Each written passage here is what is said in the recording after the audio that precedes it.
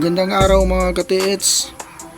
Meron namang napakaswerteng nakakuha mga katiits ng treasure mga katiits. Bago lang ito mga katiits.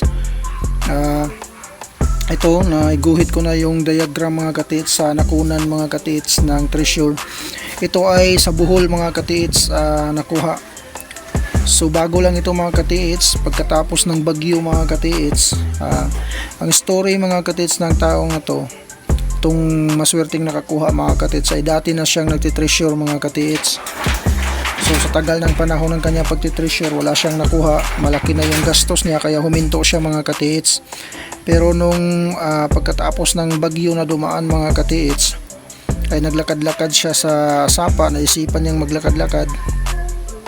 Ito yung nakita niya, meron siyang mga nakikitang mga marka mga katiits, pero hindi niya intensyon mga katiits na mag-treasure siya. Pinuntahan lang niya ito, baka sakali. So ito yung nakita niya mga katiits. Panoorin niyo mga katiits, dahil meron tayong matutunan dito mga katiits. Simpleng diagram mga katiits ito. Karaniwan natin itong nakikita sa mga sapa, itong mga marka na to mga katiits. So ito yung una mga katiits na nakita niya. Nakikita siya ng tatlong butas sa bato. Ito yung unang bato mga katiits, na may tatlong butas na naka-align, no? So ibig sabihin yan mga katiits, yan ay directional marker mga katiits na mga hole. So yan ay patungo sa puno ng kawayan. Ito kawayan ito mga katiits, kawayan ito mga katiits, ano? So directional siya mga katiits, no? At meron siyang tinuturo. So pinuntahan niya ito mga katiits. Itong kasunod na bato ay meron na namang isang butas mga katiits. Ayan, parang pinasapasa lang mga katiits, ano, yung nakita niyang marka. Tapos nakita na naman niya yung kaharap na bato ay meron na namang isang butas. Ayan, ito yung tinatawag na hole marker mga katiits.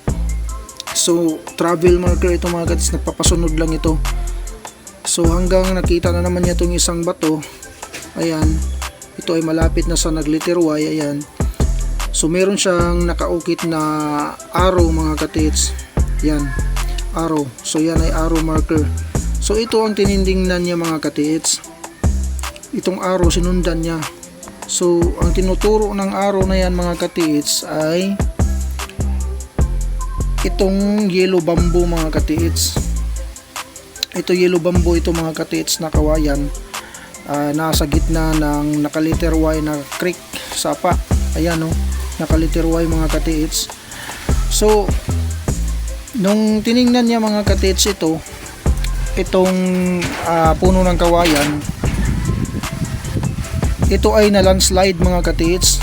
Kasi yung forma mga katiits, yung ng area sa may kawayan mga katiits ay ganito yan, paakyat.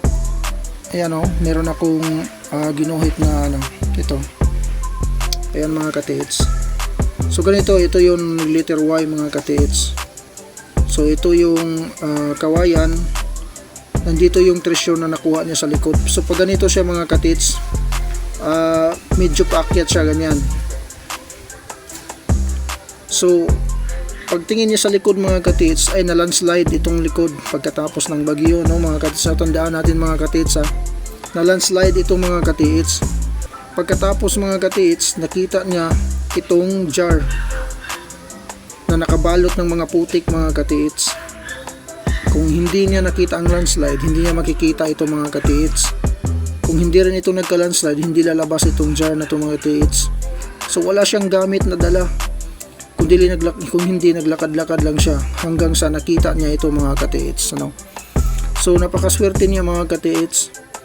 So napakasimple lang yung diagram na ito mga katiits, ano? Minsan mahihirapan tayo sa paghanap kapag tayo ang nasa sitwasyon na ito. Mahihirapan tayo sa paghanap nito mga katiits. Hindi natin alam kung saan yung saktong area. So ito mga katiits, no, yung tinuturo niya ay yung puno ng kawayan mga katiits. So yung puno ng kawayan yung tinuturo sa marka. Then ang target pala mga katiits ay nasa mismong likod ng puno ng kawayan. Ito ay yellow bamboo, kaya pinapangalanan ko ito ng treasure at the back of the bamboo tree mga katits. So ayan mga katits, no. Ito ay simpleng marka na nagbibigay sa atin ngayon mga katits ng ideya na pag magkikita tayo ng ganito mga katits, karaniwan ito nakikita talaga natin sa mga sapa, no. Ganito yung mga marka mga katits.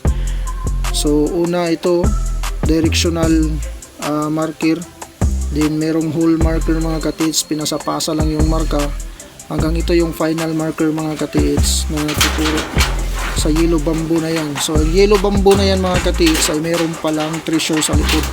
Ayan, ito yung postura mga katits sa likod. Ayan, medyo paakyat siya pa ganyan. So marami yan mga katits sa atin, sa mga lugar natin na ganito yung postada, marami mga katits. So yun lang mga katits, no. Napakaswerte ang tao na to mga katits. Sana makatagpo tayo ng ganito na diagram mga katits sa pagbaon ng mga hapon mga katits. Hindi natin matatawag na giveaway ito mga katits kasi malaki na jar itong nakita niya mga katits. At ang laman ay assorted treasure mga katits. So halo-halo na yun mga katits yung laman niya. Meron na yung gold bar, meron na yung mga alahas mga katits, diamond o ano pa, basta assorted mga katits. So yun lang mga katits, no. Sana may matutunan tayo nito mga katits. Kahit ako, meron akong natutunan dito mga katits. So yun lang mga katits, no. God bless sa ating lahat mga katits.